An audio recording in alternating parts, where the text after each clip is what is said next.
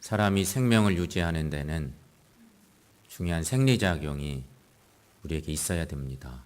지금도 우리가 생명을 유지하고 이렇게 건강하게 있고 주님 전에 예배를 드리고 있는데요. 아주 기본적인 이런 작용들이 필요합니다. 하나는 숨 쉬는 것입니다. 또 하나는 잘 먹고 잘 배설해야 되는 것이고요. 또 하나는 잘 자야 됩니다.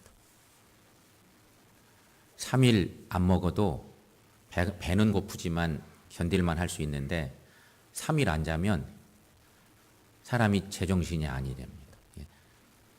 그만큼 잠자는 것이 중요합니다. 이런 작용들이 있어야 우리가 건강하게 살 수 있다는 것이죠. 신학교를 갓 졸업한 전도사가 시골교회 담임 목회를 하게 됐습니다. 부임해서 첫 주일 설교를 해야 됩니다. 첫 설교에 온갖 정성을 기울여서 설교하려고 하다 보니 전도사의 마음속에 설교를 정말 드라마틱하게 하고 싶은 욕심이 있었습니다. 그래서 어떤 설교 제목을 가지고 설교할까 하다가 오병이어 이적 사건의 본문을 가지고 설교하기로 작정을 했습니다. 설교를 시작하고 그 전사님이 성도들에게 우리도 오병이어 이적 사건을 경험하는 성도들이 되자고 막 열변을 토하며 설교를 했습니다. 그런데 설교 시간 처음부터 앞자리에 앉아서 졸고 있는 장로님이 신경이 쓰였습니다. 계속 처음부터 앞자리에 앉아 설교하는데 졸고 있는 거예요.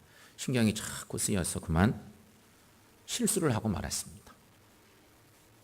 전도사님이 설교 중에 예수님이 5,000개의 떡과 2,000마리의 물고기를 가지고 5명을 먹이고도 남았습니다.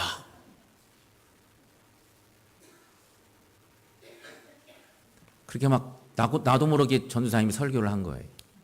순간 맨 앞쪽에 앉아서 계속 졸고 있던 장로님이 마치 잠꼬대하는 것처럼 그런 것 같으면 나도 하겠다 야. 이렇게 중얼중얼 하는 것이었습니다. 졸면서도 중요한 건 다 듣고 있었던 것입니다. 전도사가 너무 당황했습니다. 그때서 실수를 인정한 거예요. 알게 된 거죠. 그래서 막 유야무야 막 이렇게 설교를 대충 정리를 하고 그냥 내려왔습니다. 첫 설교 잘하고 싶은 욕심이 있었는데 망친 것입니다. 다음 주 만반의 준비를 하고 똑같은 본문을 가지고 또 설교하러 올라갔습니다. 같은 본문 설교. 교인들의 반응이 좋았습니다. 실수도 하지 않았습니다. 은혜롭게 설교를 했습니다. 자신이 생긴 전도사가 역시 그날도 변함없이 졸고 있는 장로님에게 이렇게 말을 건넸습니다. 장로님, 이번 주에도 하실 수 있으신가요? 그러자 장로님이 이렇게 대답했습니다. 지난 주일에 먹고 남은 게 있는데 뭔 걱정이요? 이렇게 얘기했다는 것입니다.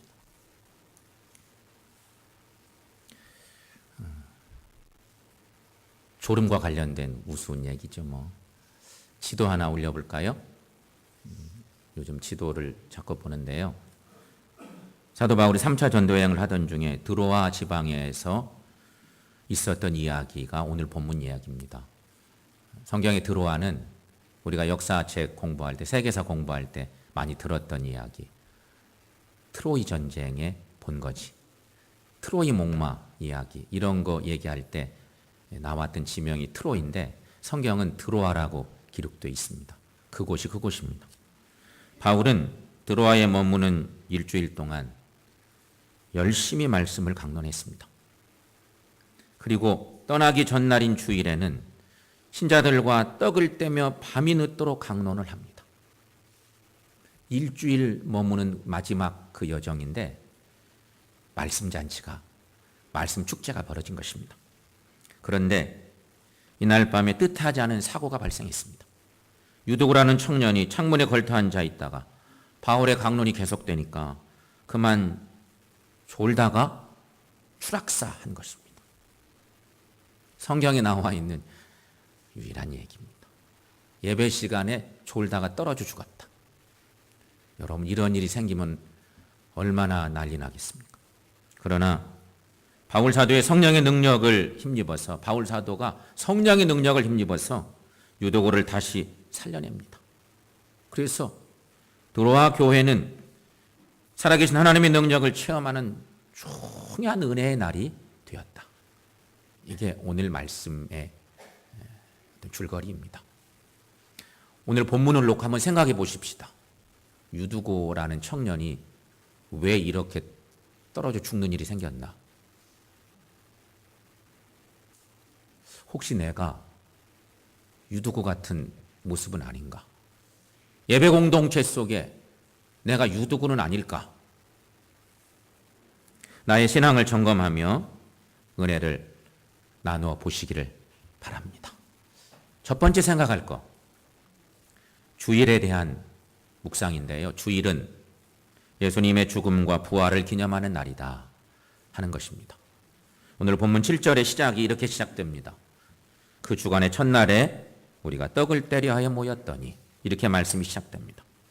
이 본문은 초대교회가 유대인들과 달리 안식일이 아닌 주일에 예배를 드리기 위해 모였음을 얘기하는 성경에 기록된 첫 번째 기록입니다.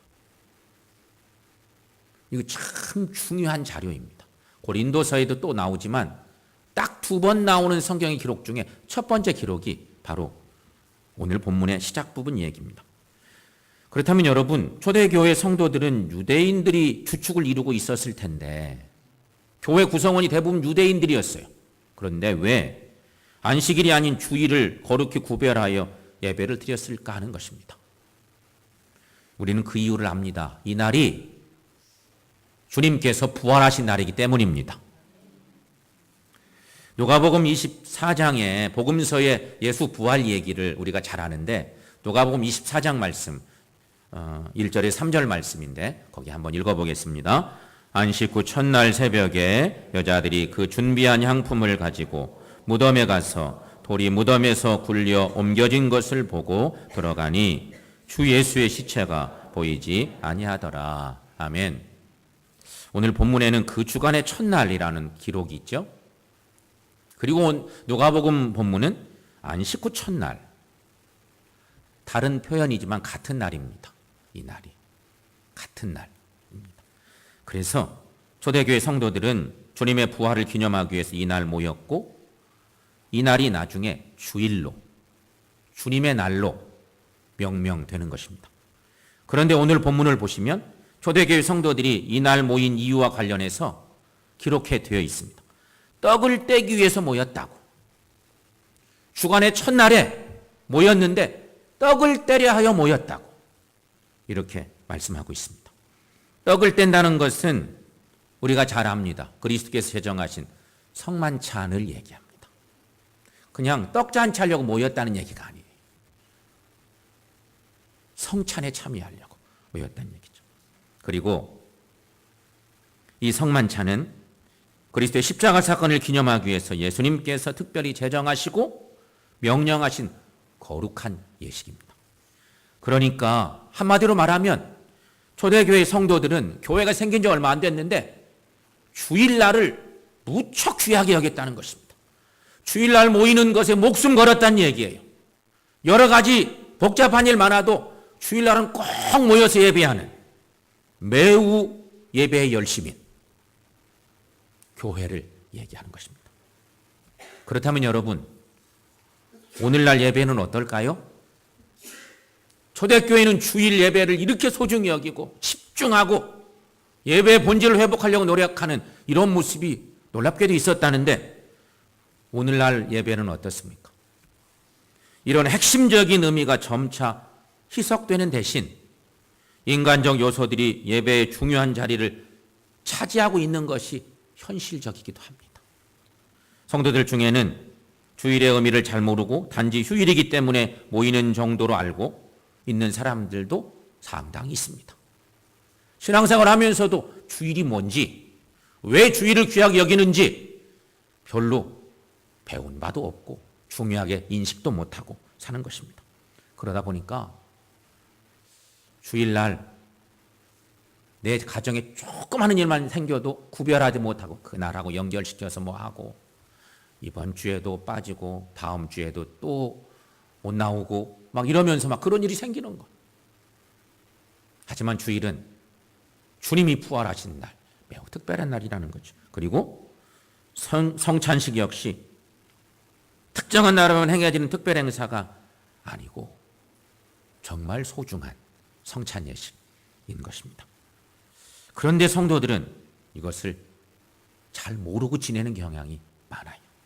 그러다 보니까 주일 예배에서 진정한 십자가의 의미나 부활의 기쁨보다는 인간적 교제나 축복이 예배에 더 큰 비중을 차지할 때도 많다는 것입니다.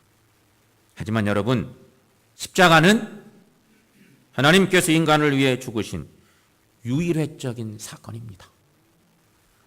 부활 사건 역시 우주 역사에 있어서 죽었던 인간이 살아나 승천하신 최초의 사건이십니다. 이런 십자가와 부활이 없다면 복음도 없고 교회도 없고 우리의 구원도 소망도 있을 수 없습니다.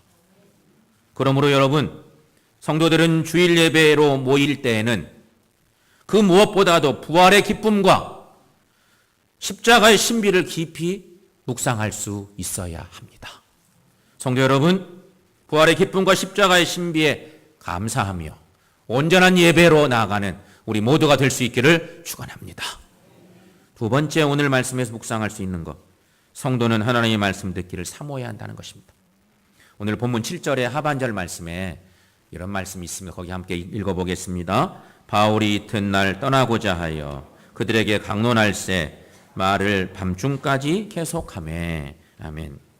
한마디로 말하면 예배가 무척 길어진 것입니다.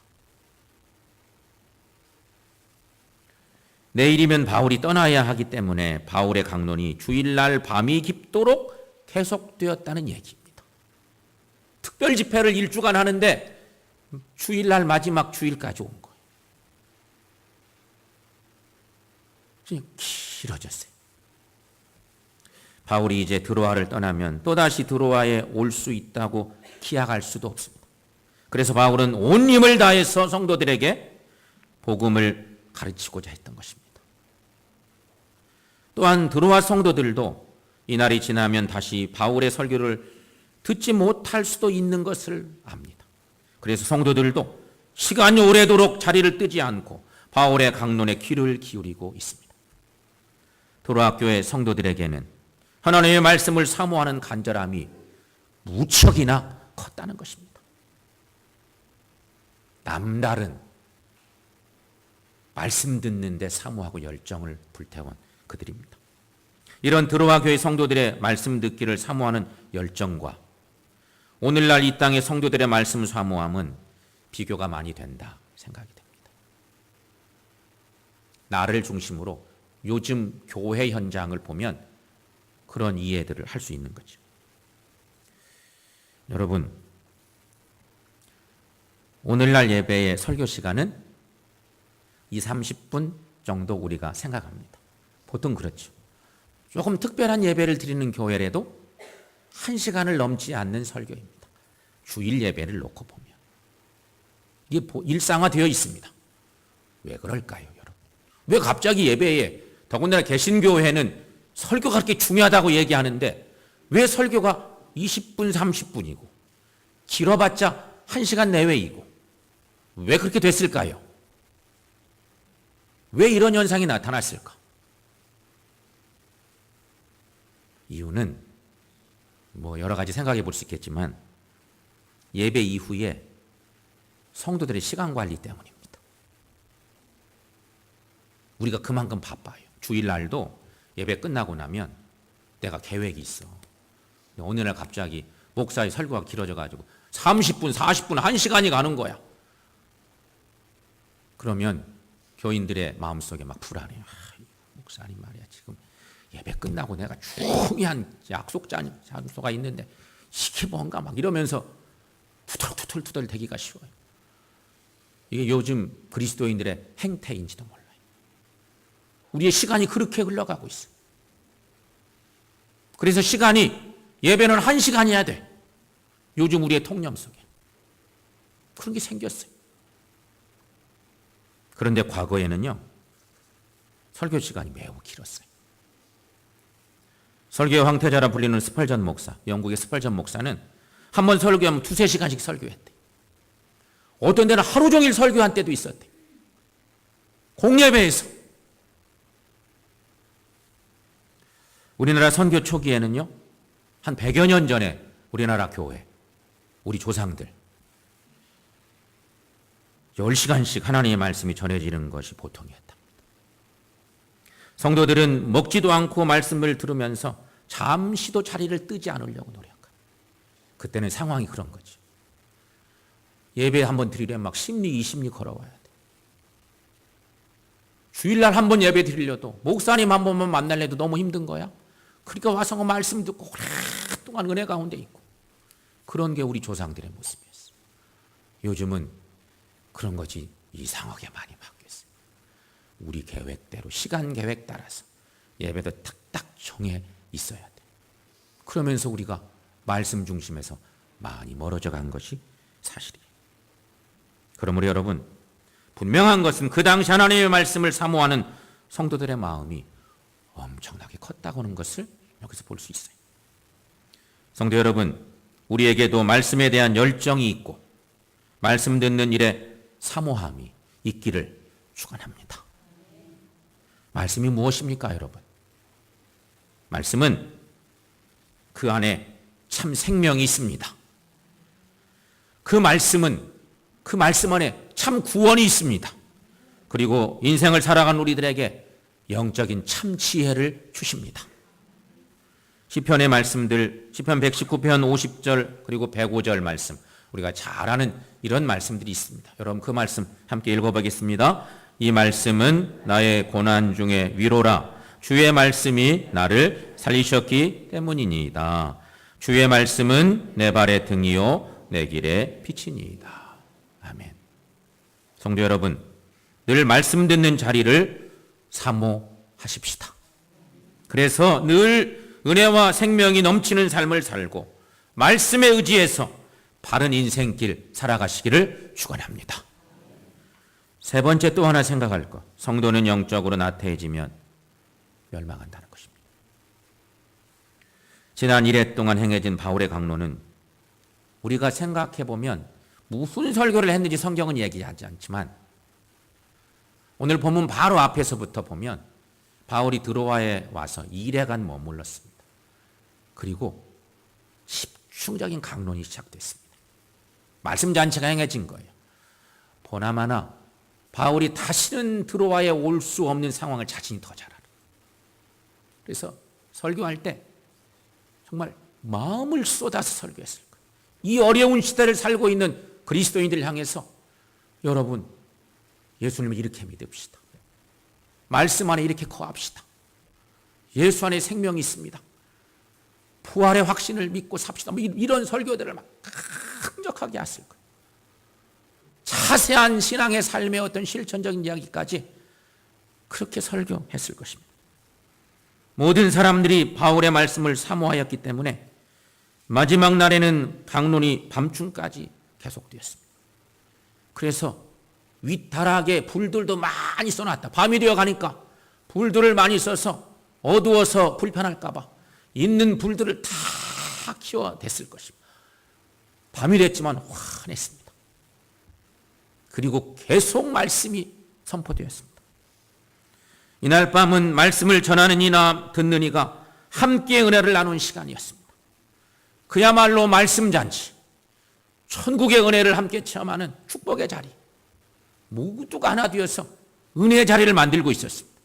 그런데 그 시간 유독으로 하는 청년이 창에 걸터 앉아 있다가 깊이 졸더니 그만 떨어져 죽고 말았습니다. 이런 일이 생긴 거예요. 오늘 본문 9절 말씀인데요. 여러분 거기 함께 읽습니다. 유독으로 하는 청년이 창에 걸터 앉아 있다가 깊이 졸더니 바울이 강론하기를 더 오래 하매 졸음을 이기지 못하여 3층에서 떨어지거늘 일으켜 보니 죽었는지라. 문제의 발단은 유두고가 창에 걸터 앉아 있었기 때문이었습니다. 다들 그렇게 은혜의 자리에 말씀에 집중하고 은혜를 받고 있는데, 하나님 나라 귀한 은혜를 경험하고 있는데 딱 한 사람, 그것도 청년이 졸다가 떨어져 죽은 거예요.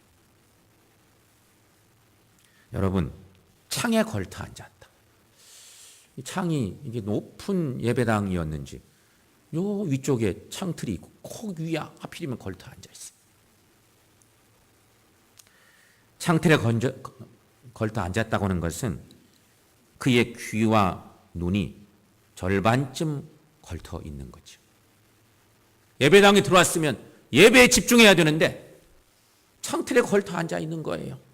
바깥 소리도 들리고 예배당에서 예배당 말씀 소리도 들리고 뭐 그러지 않았을까요? 그러니 눈과 귀를 절반씩 걸친 영적 나태함의 모습인 것입니다. 그러다 보니 어느 순간 잘못하여 떨어지고 마는 거지.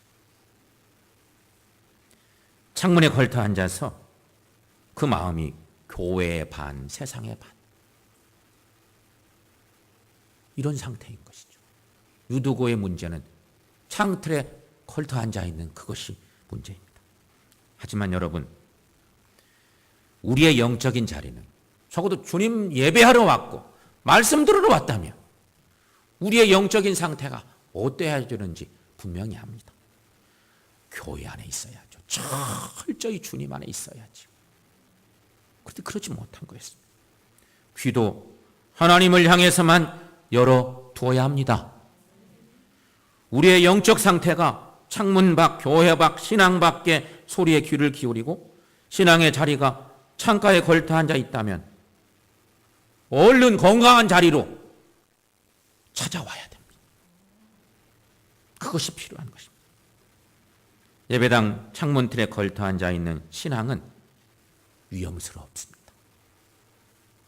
영적 나태함의 신앙은 위기를 자초하는 행위이기 때문인 것입니다. 성도 여러분, 우리는 이 세상에서의 삶이 아무리 힘들다 해도 신앙생활을 게을리해서는 안 되겠습니다. 말씀을 들으실 때는 최대한 좋은 자리에 앉아서 사모하는 마음으로 들으십시오. 기도하실 때에는 깨어 기도하도록 힘쓰십시오. 만일 우리가 육신의 연약함을 핑계로 깨어 있어야 할 때 졸거나 기도해야 할 때 잠들어 버린다면 사단의 유혹에 넘어가 멸망에 이를지도 모를 일이기 때문인 것입니다. 우리는 겟세마네 동산에 예수님을 따라갔던 제자들이 이런 일 당한 것을 잘 압니다. 요즘 신앙의 절기쯤에 어찌 그런 바보 같은 놈들이 있나, 우리가 막 핀잔하지만 예수님의 제자들이 그런 꼴을 당하고 말았었습니다. 마태복음 26장 40절에서 41절 말씀에 우리가 잘 아는 복음서에 이런 기록이 있습니다. 함께 읽습니다. 제자들에게 오사 그 자는 것을 모시고 베드로에게 말씀하시되 너희가 나와 함께 1시간도 이렇게 깨어 있을 수 없더냐. 시험에 들지 않게 깨어 기도하라. 마음에는 원이로되 육신이 약하도다. 아멘. 여러분, 베드로를 비롯한 제자들은 깨어 기도해야 할 때 기도하지 못함으로, 주님이 깨어 있으라고 말씀하실 때 깨어 있었더라면 좋았을 걸, 그때 깨어 있지 못하고 기도하지 못함으로 결정적인 순간에 예수님을 부인하는 그런 잘못을 범했습니다. 사랑하는 여러분, 영적 나태함을 멀리하시고 늘 깨어있는 우리 모두가 될 수 있기를 축원합니다. 오늘 우리들의 신앙의 자리를 다시 한번 생각해 봅시다. 예배하러 오는 우리는 어느 자리쯤에 있습니까? 나의 삶의 모습들은 어떻습니까?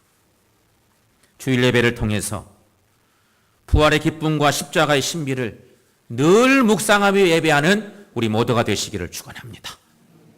또한 하나님의 말씀을 간절히 사모하고 그 말씀에서 주님을 만나는 은혜가 있기를 소망합니다. 마지막으로는요, 영적 자리를 지킬 줄 아는 슬기로운 성도들이 되시기를 바랍니다. 사랑하는 성도 여러분, 우리 삶의 주인 되신 주님, 그 주님을 바라보십시다. 그리고 주님 말씀 사모하며 영적인 자리를 잘 지켜서 교회를 든든히 세우고 하나님을 영어롭게 하고 주님을 정말 온전히 섬겨나가는 건강한 믿음의 지체된 우리 모두가 되시기를 축원합니다. 기도하겠습니다.